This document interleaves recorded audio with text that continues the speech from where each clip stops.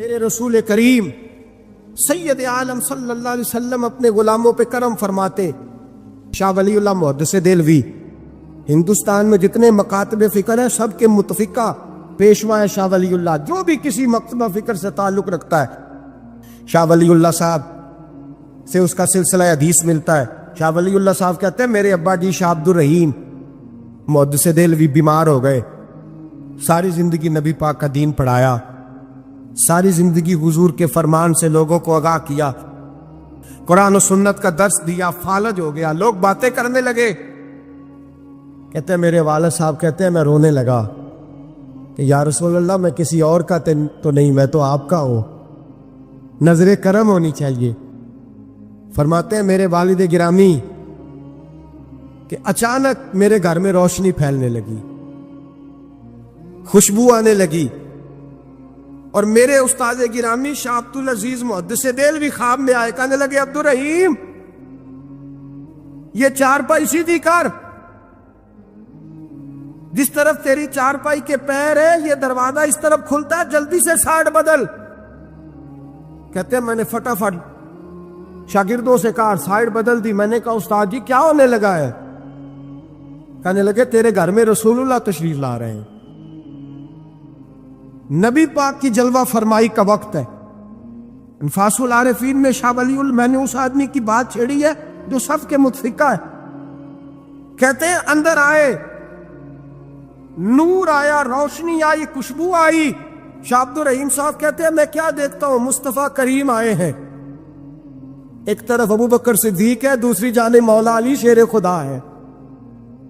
فرماتے حضور تشریف لائے, اپنا کوئی ملے تو دکھ سارے یاد آ جاتے ہیں. کہتے ہیں وہ بیماری کا دکھ, ایک تنہائی, ایک غربت, ایک بیماری, ایک بڑھاپا, ایک لوگوں کے تانے. حضور کو دیکھا نا تو میرے آنسو دریا کی طرح بہے. کہتے رسول پاک میرے قریب آئے, میں فالج زدہ تھا, اٹھ نہیں سکتا تھا. چارپائی پہ بیٹھے بیٹھے میں نے حضور کے سینے پہ سر رکھ دیا اور رونے لگا. میرے آنسو حضور کے کرتے پہ گرنے لگے. کہتے ہیں نبی پاک کی داڑھی مبارک میرے چہرے سے لگنے لگی. اتنی تسلی دی محبوب نے, اتنی تسلی دی کہ فرماتے اگلے پچھلے سارے غم ہی میں بھول گیا. مجھے لگا کہ دنیا کا خوش قسمت خوش نصیب شخص میں ہوں اور مجھے فرشتے جن اور انسان سلامی دینے آ رہے. شاہ عبد الرحیم صاحب کہتے ہیں جہاں جہاں درد تھی نبی پاک نے دستے شفا پھیرنا شروع کیا. کہتے ہیں ہاتھ حضور کا لگتا گیا, شفائے اللہ عطا فرماتا گیا. فرماتے شفائیں دوڑ گئی, خوشبوئیں پھیل گئی, طاقتیں آ گئی. فرماتے حضور نے تھبکی دی, کہا بس کر دے, میں آج ہو گیا ہوں, میں آج ہو گیا ہوں. تسلی دی مصطفیٰ کریم, تسلی. خواب میری وچ آیا ماہی, میں اودے گل وچ پا لئیاں باواں, پھر ڈر دی ماری اکھ بھی نہ کھولا کتے پھر وچھڑ نہ جاواں. چر ہویا مینوں ترلے لیندے آ, کدی موڑ میرے ول واگاں. خواب میری وچ ایک وار دیا میں ساری عمر نہ جاگا. کہا نبی پاک بس کرنا, آج ہو گیا ہو. کہتے میرا دل کیا کہ حضور جا رہے ہیں تو کوئی تحفہ ہی عطا کر دے. اور پھر دل کیا کہ کبھی حضور اپنی داڑھی کے 2 بال مبارک منہ مبارک دیتے تو میرے نصیب چمک جائے. کہتے میرے دل میں خیال تھا, قربان جاؤں میرے رسول پاک نے یوں داڑھی پہ ہاتھ پھیرا اور 2 منہ مبارک اتارے. فرمایا چل یار فکر نہ کر, تو رکھ لے. کہتے حضور نے مجھے دیے. اللہ کے حبیب جانے لگے, دروازے تک پہنچے تو میں نے اپنی چارپائی کو ٹٹولا تو بال ہی نہیں. میرے دل میں خیال آیا منہ مبارک کہاں گئے. کہتے ہیں نبی پاک نے رخ پھیرا اور حضور نے فرمایا تکیہ اٹھا کے دیکھ, میں نے تیرے تکیے کے نیچے رکھ دیے. تکیہ اٹھا کے دیکھ. فرماتے حضور چلے گئے. سویرے چنگا بھلا اٹھ کے چلنے لگا تو لوگ کہنے لگے یہ کرشمہ کیسے ہوا؟ میں نے کہا اس نے شفا دی ہے، جو شفا دینے والے کا محبوب ہے، جو شفا دینے والے کا حضور علیہ السلام کا دست مبارک پھرا ہے، شفا ہو گئی۔ اور میں نے کہا دلیل یہ ہے کہ مصطفیٰ یہ اپنے 2 بال مبارک بھی دے گئے۔ جتے اعتراض کرنے والے فوراً کان کھڑے ہو گئے۔ عقل کو تنقید سے فرصت نہیں، عشق پر ایمان کی بنیاد رکھ۔ کہنے لگے یہ واقعی حضور کے ہیں؟ 3 آ گئے، کہنے لگے واقعی۔ میں نے کہا جاؤ دھوپ میں لے کے جاؤ۔ کہتے وہ تینوں لے کے گئے، جب کمرے سے نکلے تو بادل کے ٹکڑے نے آ کے سایہ کر دیا۔ بادل کا ٹکڑا سایہ کرتا ہے، ایک مان گیا، 2 کہنے لگے جی اچانک ہو گیا۔ میں نے کہا دوبارہ جاؤ، 1 بار نہیں، 2 بار نہیں، 100 بار جاؤ۔ میں رسول اللہ کا نوکر ہوں، میں نوکری کر کے کھاتا ہوں، جھوٹ بول کے نہیں کھاتا۔ میں حضور کے نام پہ جھوٹ بولوں گا؟ اور جس کو نوکری کرنے سے وہ راج کے دے، اسے جھوٹ بولنے کی کیا ضرورت ہے؟ فرمایا وہ دوسری بار گئے، سایہ پھر ہوا، آ کے میرے قدموں سے لگ گئے، کہنے لگے آپ بالکل ہی سچ کہہ رہے ہیں۔ ایک اور جماعت آ گئی، کہنے لگے ہمیں بھی زیارت کرائیں۔ میں نے تالے میں رکھے ہوئے تھے، تالا کھولتا ہوں تو کھلتا ہی نہیں، کھولتا ہوں تو کھلتا ہی نہیں۔ کہنے لگے شاہ جی خیر تو ہے، کیوں نہیں کھلتا؟ تو میں نے نظر ڈالی، میں نے کہا تم میں کوئی ایسا تو نہیں جس پہ غسل فرض ہو؟ غسل فرض ہو؟ ایک بندہ گردن جھکا کہنے لگا حضرت غلطی ہو گئی، میں فٹافٹ آ گیا، نہ آ نہیں سکا۔ میں چل نکل مجمع سے۔ جو رب اپنے محبوب کے وجود پر مکھی نہیں بیٹھنے دیتا، جس نے محبوب کا سایہ نہیں بنایا کہ کسی کا پیر نہ آ جائے، وہ محبوب کے منہ مبارک کے قریب ناپاک آدمی کو آنے دے گا؟ نکل۔ کہتے مجمع سے نکلا، میں نے چابی لگائی تو تالا فوراً ہی کھل گیا۔ واللہ وہ سن لیں گے، فریاد کو پہنچیں گے ہم۔ اتنا تو ہو کوئی فریاد کرے دل سے۔ ایک درویش سے کسی نے مدینے میں پوچھا تھا، اس نے کہا تھا یار لوگ اکتا بھی جاتے ہیں، بار بار مدینے، بار بار مدینے، بار بار مدینے۔ جملہ درویش کا ہے، اگر آپ کی سمجھ میں آ گیا تو بڑی اچھی بات ہے، نہ بھی آیا تو جملہ تو قیمتی ہے۔ کہا جناب بار بار مدینہ شریف بندہ اکتا بھی تو جاتا ہے، تو اتنی بار؟ تو کہنے لگے اکتاتا وہ ہے جس سے گھر والے صحیح سلوک نہیں کرتے۔ جو کسی کے گھر جائے اور اسے پیار ملے، احترام ملے، کھانا اچھا ملے، شفقت ملے، محبت ملے، وہ تو کہتا میں نے پھر جانا ہے، میں نے پھر جانا ہے، میں نے پھر جانا ہے۔ اور کئی دفعہ اپنے بچوں سے لڑ کے کہتا تمہارے پاس نہیں رہنا، اس کے پاس جانا ہے۔ جو میری قدر بڑی کرتا ہے، کہنے لگے کیا کریں، تجلیوں کا لگا ہے میلہ، جدھر نگاہیں اٹھا کے دیکھا۔ یہ اس دروازے سے خیرات ہی نہیں ملتی، پیار بھی بڑا ملتا ہے۔ تو میرے بھائی حضور کا دیدار ہوتا ہے تو سورج میں روشنی ہے، نبی پاک کے جلوے چمکتے ہیں تو چاند میں ٹھنڈک ہے، حضور کے جلوے مہکتے ہیں تو سورج میں خوشبو ہے، پھولوں میں خوشبو ہے، چمیلی میں حسن ہے۔ یہ سارا حسن میرے مصطفیٰ کریم سید عالم صلی اللہ تعالی علیہ وآلہ وسلم کے دیدار کی برکت ہے۔ ہاں ظلم نہیں ہونا چاہیے، زیادتی، لوٹ سیل نہیں لگانی چاہیے کہ ہر میری طرح کا گناہگار پاپی اٹھ کے کہے مجھے بھی دیدار ہوا، مجھے بھی دیدار ہوا، مجھے بھی۔ یہ زیادتی ہے، یہ ظلم ہے۔ ہاں کسی کو دیدار ہوا ہے تو خوش نصیب ہے، اپنے اعمال کو سنوارے، دیدار والے کام کرنے شروع کر دے، اپنے اندر تبدیلی لے آئے۔ دیدار ہوا تو پھر انقلاب بھی ہونا چاہیے، پھر اس کے اندر تبدیلی آ جانی چاہیے، پھر اسے اپنے اوپر محنت کرنی چاہیے، لیکن اس کا انکار نہیں کرنا چاہیے۔ دیدار ہو اور حضور کا قربت ہو تو ملتا کیا ہے؟ اعلیٰ حضرت کہتے ہیں ان کی مہک نے دل کے غنچے، ہم نے جان دے دی وعدہ دیدار پر۔ ہم سے وعدہ کیا گیا تھا کہ تم مرو گے نا تو تمہیں دیدار ملے۔ تو ہم نے جان ہی دے دی وعدہ دیدار، جان ہی دے دی وعدہ دینار پر۔ اور پھر فرماتے ہیں نقد اپنا دام ہو ہی جائے گا۔ فرماتے ہیں ہم نے جان دی ہے اس وعدے پر کہ وہ ملے گا، تو امید ہے کہ یہ سودا ادھار نہیں۔ جیسے ہی قبر میں جائیں گے سامنے حضور کی زیارت نصیب ہو جائے۔ اس لیے لحد میں بھی عشق رخ شاہ کا تاغ لے کے چلے، اندھیری رات سنی تھی سو چراغ لے کے چلے۔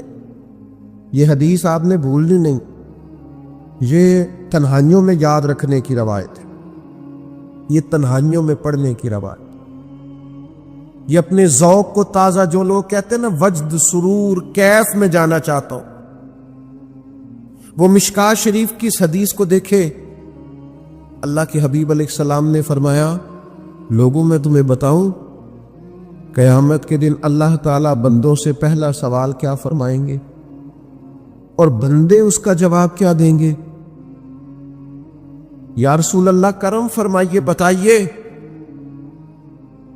تو کریم فرمانے لگے اللہ تعالیٰ قیامت کے دن بندوں سے سب سے پہلا سوال، اگرچہ بعض اور احادیث میں اور سوالات بھی آئے ہیں قیامت میں جو سب سے پہلے ہوں گے، لیکن اس حدیث میں یہ والا سوال حضور نے بیان فرمایا۔ حضور فرمانے لگے اللہ قیامت کے دن اپنے بندوں سے سب سے پہلا سوال یہ فرمائے گا، کیا تم میری ملاقات کو پسند کرتے تھے؟ اوئے ہوئے ہوئے، کیا تمہارا ملنے کو جی چاہتا تھا؟ کبھی اے حقیقت منتظر نظر آنا لباس مجاز۔ اقبال کہتے ہیں تیرے کرم اتنے ہیں دل کرتا ہے تجھے دیکھیں، کبھی کبھی اے حقیقت منتظر نظر آنا لباس مجاز میں، لاکھوں سجدے تڑپ رہے ہیں میری جبین نیاز میں، تمہارا دل کرتا تھا مجھ سے ملنے کو؟ حضور فرماتے بندے عرض کریں گے مالک بڑا دل کرتا تھا۔ تو پھر اللہ فرمائے گا یہ گفتگو کی معنویت تو دیکھو یار، اس کا حسن تو دیکھو۔ اللہ پھر پوچھیں گے کیوں دل کرتا تھا تمہارا؟ دل کرتا تھا تو کیوں کرتا تھا؟ عرض کریں گے مالک اس لیے کہ ہمیں امید تھی کہ تو معاف بھی کر دے گا، رحمت بھی فرمائے گا، اس معافی کی امید پر دل کرتا تھا تو ملے۔ حضور فرماتے ہیں پھر رب فرمائے گا مجھ پر واجب ہے، میں نے اپنے کرم سے واجب کر لیا ہے کہ آج تمہیں جنت عطا کروں گا۔ یہ جو ملاقات ہے نا، ملاقات کہ وہ ملیں گے، ان سے ملاقات ہوگی۔ عمر بیت گئی نا نام جپتے، عمر بیت گئی نا تذکرہ کرتے۔ ہم سے بھی لوگ پوچھتے ہیں کیا کمائی کی، کیا زندگی میں حاصل کیا؟ تو ہم کہتے ہیں شرق سے غرب تک، ملک کے ایک کونے سے لے کر دوسرے کونے تک مدینے والے کی بات کی، حضور کا ذکر کیا، نبی پاک کے اور میں اپنی حیاتی تو قربان تھی وہاں ساری محمد محمد پکیندے گزر گئی ساری۔ یہ اعزاز ہے، یہ کرم ہے۔ اب کیا ہوتا ہے گناہگار لوگ اتنا بڑا دعویٰ تو نہیں کر سکتے، لیکن دل تو چاہتا ہے نا کہ چلو جس کا نام لیا ہے اس کی کبھی زیارت کی، کبھی ملاقات بھی ہو، کبھی نظر کرم بھی ہو۔ کسی نے اپنے محبوب سے کہا تھا کہ ذرا ایک نظر مجھ پہ بھی کیجئے، تو قریب بیٹھے ایک شخص نے کہا یار تو نے بڑا دعویٰ کیا ہے، جو محبوب ہوتے ہیں ان کو تکلیف نہیں دی جاتا، تو کہتا ہے پورا چہرہ ہی تیری طرف پھیرے۔ تو پھر اس نے اس درویش سے پوچھا کہ میں بھلا پھر کیا کروں، میرا دل تو میرا بھی کرتا ہے، چلو یہ تو آپ کی بات ٹھیک ہے کہ اب میں محبوب سے کہوں کہ اتنی تکلیف کرے کہ میری طرف پورا رخ پھیرے تو ٹھیک نہیں، تو پھر بتائیں میں کیا کروں؟ تو اس نے کہا ان راہوں میں کھڑا ہو جا جن راہوں کی طرف وہ کریم دیکھتا ہے۔ چلو اسی با کردار کو دیکھتے دیکھتے بیچ میں تیرے اوپر بھی نظر، مجھ پہ محشر میں نصیر ان کی نظر پڑ ہی گئی، مجھ پہ محشر میں نصیر ان کی نظر۔ اوئے ہوئے اللہ کرے آپ کو بھی وہ لطف آئے جو مجھے آ رہا۔ کہتے مجھ پہ محشر میں نصیر ان کی نظر، یہ انتہائی عاجزی ہے کہنے والے کی۔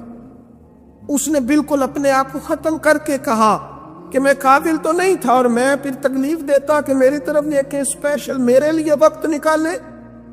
پر کرم یہ ہوا کہ مجھ پہ محشر میں نصیر ان کی نظر پڑ ہی گئی، کہنے والے اسے کہتے ہیں خدا کا کرنا، کہنے والے اسے کہتے ہیں خدا کا کرنا۔ اللہ نے کیا کہ نظر مجھ پر پڑ ہی گئی، اور جب پھر پڑ گئی تو تیری ایک نظر کا کمال ہے اور میری زندگی کا سوال ہے، بس جب پڑ گئی تو سو پھر پڑ گئی۔ موت سے وہ بندہ کبھی نہیں ڈرتا جسے ملاقات کا شوق ہو، ملنا چاہے داتا علی اجمیری سے اور موت سے ڈرے، ملنا چاہے حضرت غوث پاک جیلانی سے اور پھر موت سے ڈرے، زندگی گزری ہو علی علی کرتے پھر موت سے ڈرے، عمر بھر سیدنا عثمان غنی کی سخاوت کی بات کی ہو اور پھر جنت میں جا کے ان سے ملنے کا شوق پیدا نہ کرے، ساری زندگی سیدنا فاروق کا عدل بیان کیا ہو، ساری زندگی ان کے انصاف کا تذکرہ کیا ہو، پوری امت کو بتایا ہو کہ اگر جینا چاہتے ہو تو عمر کے رستوں پر چلو، اور پھر یہ موت سے ڈرے اور مر کے جناب فاروق اعظم کی زیارت کو پسند نہ کرے، جسے صدیق کی وفائیں یاد ہو، جنہیں جناب ابو بکر صدیق کا عشق یاد ہو، وہ پھر ان کی زیارت نہ کرنا چاہے اور ساری عمر حضور کی نعت پڑھی ہو۔ مانا نہیں آتا تھا پھر بھی کہا بلغ العلا بکمالہ کشفت تجا بجمالہ حسنت جمیع خصالہ صلو علیہ والہ سے نہیں ترجمہ آتا تھا، پر جب بھی کو پڑھتا تھا یہ بھی جھومتا تھا، مولا یا صلی وسلم دائماً۔ میں آپ کو بتاتا ہوں، توتلا آدمی، توتلا اور دیوانہ مجذوب بیچارہ، سمجھ نہیں، توتلا بولنا بھی ٹھیک نہیں آتا۔ مجھے نماز کا سلام پھرا دو، وہ جلدی آ گئے، اور ایک مجذوب آدمی اتنے سادے تھے، تو سلام لی تو کہنے لگے میں گل کرنی سی، تو میں نے ان سے کہا کہ تھوڑی دیر کے بعد ملتے ہیں۔ سادہ آدمی ہے، اللہ مجھے معاف کرے، میں کوئی نقل تو نہیں ان کی اتار سکتا، اس زبان کو ہم توتلی نہیں کہتے، ہم اس زبان کو بلالی زبان کہتے ہیں۔ یہ بڑی خوبصورت زبان ہوتی ہے، یہ جو توتلے لب و لہجے ہوتے ہیں نا، وہ جب بچہ پوری طور پہ اماں نہیں کہہ سکتا، توتلا ہوتا ہے، تو کوئی مزہ آتا ہے اماں کو اماں کہلوانے میں۔ جب وہ پوری طور پر باپ کو بابا نہیں کہہ سکتا اور توتلا ہوتا ہے تو کوئی مزہ آتا ہے کہنے میں۔ وہ جب دادی نانی دادا کہتا ہے تو دادے کا دل کرتا ہے یہ 100 بار کہے، کیونکہ اسے کہنا نہیں نہ آتا، لیکن اس توتلاہٹ میں جو اس کو لطف آتا ہے۔ مجھے بڑے لوگ آ کے شعر سناتے ہیں، میں نے بڑے خوشگلو نعت خانوں سے زندگی میں سنا ہے، وہ صاحب میرے پاس آئے اور میں نے کہا بعد میں ملیں گے، تو سادہ آدمی ہے، مجذوب ہے، پورا شعور نہیں رکھتا۔ مجھے کہنے لگا مصطفیٰ جان رحمت کے بعد، مصطفیٰ جان رحمت میں لاکھوں سلام کے بعد، یعنی مانا یہ تھا کہ سلام کے بعد۔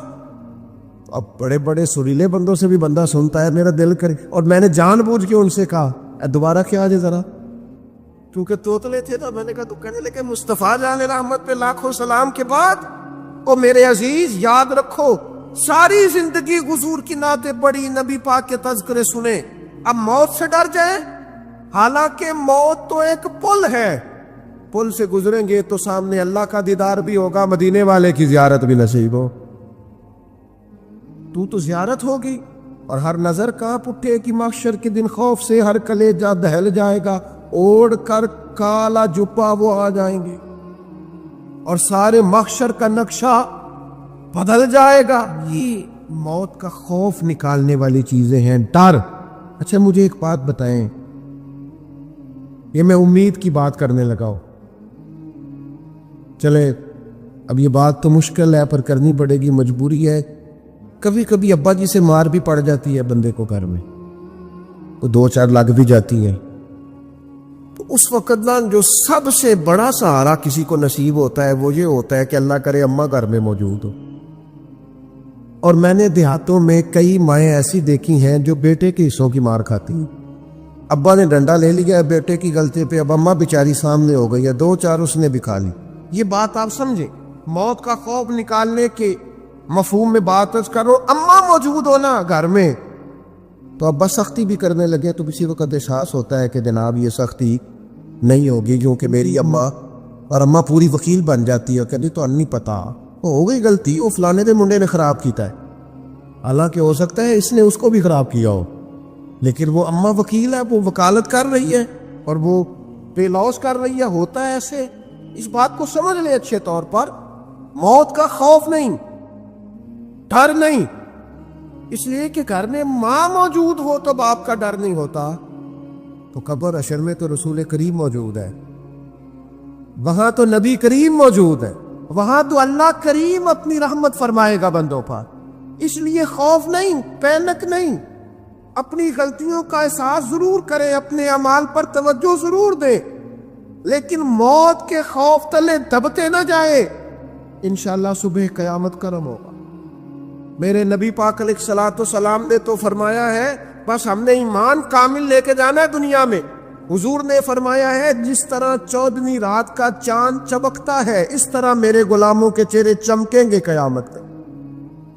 اللہ کے رسول صلی اللہ علیہ وسلم فرماتے ہیں جسم کے جن جن حصوں پر وضو کا پانی لگتا رہا وہ قیامت میں چمکیں گے. دور سے لوگ ان کا نور دیکھیں گے، پتہ چلے گا وہ محمد عربی کے غلام آ رہے ہیں. یہ کرم ہوگا صبح قیامت، یہ عطائیں ہوں. اس لیے مومن موت سے ڈرتا. سیدنا بلال حبشی رضی اللہ تعالیٰ عنہ، آخری وقت ہے، لذا کا عالم تاری. اور یہ گفتگو دیکھے غلاموں کی، آپ کی اہلیہ رو پڑی، کہنے لگی ہائے ہائے افسوس. حضرت بلال فرمانے لگے کیا ہوا؟ کہنے لگی افسوس ہے کہ آپ دنیا سے جا رہے ہیں.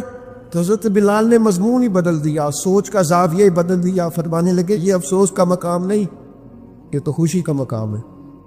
اس لیے کہ میری آج آنکھیں بند ہوگی، قبر میں کھلیں گی، مدینے والے محبوب سے بھی ملوں گا، حضور کے غلاموں سے بھی ملوں گا صلی اللہ تعالی علیہ وسلم. تو موت تو مقام مسرت ہے، اور اگر یہ مل جائے زندگی میں. ایک بدو ایمان لے آئے، ابن ماجہ میں موجود ہے. حضرت ابو ہریرہ رضی اللہ تعالیٰ عنہ حدیث کے راوی ہیں، فرماتے ہیں ایک بدو ایمان لائے اور انہوں نے حضور علیہ السلام کے ساتھ ہجرت بھی کی. ابن ماجہ میں موجود ہے. تو نبی پاک علیہ السلام نے نا انہیں ایک صحابی کے ساتھ کر دیا. اب ان کے کام کاج میں مصروف ہو گئے ان کے ساتھ. تو حضور علیہ السلام نے نا ایک جگہ سے مال غنیمت آیا، تو طریقہ مبارکہ یہ تھا کہ مال غنیمت میں سب کو حصہ دیا جاتا تھا. اگرچہ وہ جہاد پہ نہیں گئے لیکن حضور نے انہیں بھی حصہ دیا. تو وہ صحابی تو وہ پڑے، عرض کرنے لگے حضور میں اس کے لیے تو ایمان نہیں لایا تھا. حضور نے فرمایا پھر بتائیے، گرچہ بزرگ جانتے کس لیے لائے تھے. عرض کی حضور میں تو اس لیے ایمان لایا تھا کہ میں نب کی راہ میں لڑوں گا اور میں اپنی جان پیش کروں. میں شہادت کے لیے ایمان لایا تھا، مجھے یہ مال دولت نہیں چاہیے.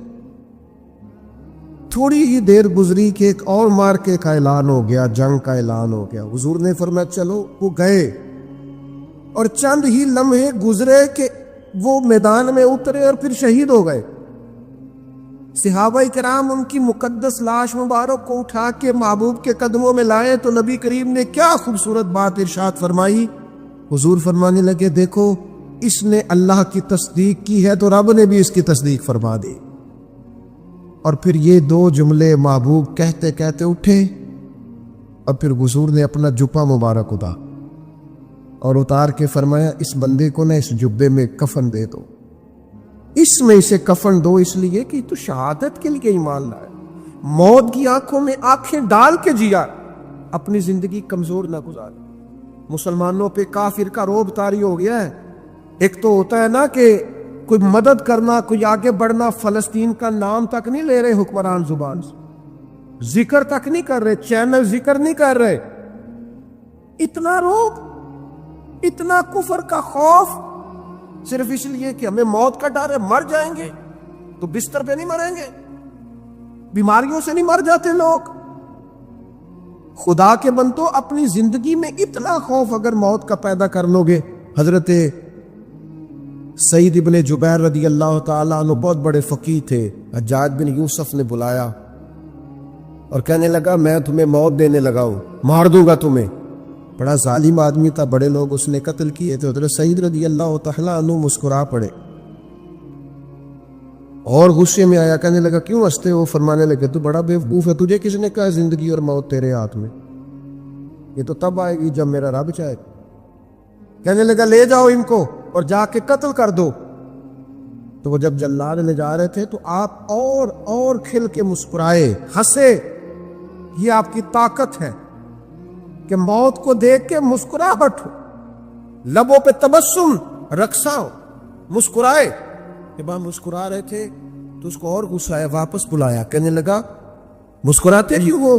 فرمانے لگے تیری جرت پہ مسکرا رہا، اور اس بات پہ مسکرا رہا ہوں کہ رب کتنا بے نیاز ہے، تیرے جیسے لوگوں کو بھی مہلت دے رکھی ہے، کتنا بے نیاز ہے، تیرے جیسے لوگوں کو مہلت. اور کچھ سے کہنے لگا میرے سامنے قتل کرو. حضرت سعید ابن جبیر رضی اللہ تعالیٰ عنہ نے منہ کعبے کی طرف کر کے پڑھنا شروع کیا، انی وجہت وجہی للذی فطر السماوات والارض حنیفا وما انا من المشرکین. آپ یہ پڑھ رہے تھے تو کہنے لگا اس کا منہ کعبے سے پھیر دو. کعبے سے منہ پھیرا تو آپ فرمانے لگے تو بڑا ہی بیوقوف ہے، میرا رب کو صرف کعبے کی طرف مقید ہے، وَلِلَّهِ الْمَشْرِقُ وَالْمَغْرِبُ فَأَيْنَمَا تُوَلُّوا فَثَمَّ وَجْهُ اللَّهِ. چہرہ پھیر دیا جب اس نے تو آپ فرمانے لگے مشرق بھی اللہ کا، مغرب بھی اللہ کا، اور اللہ فرماتا ہے تم جدھر بھی منہ کرو ادھر ہی اللہ کی رحمت ہے.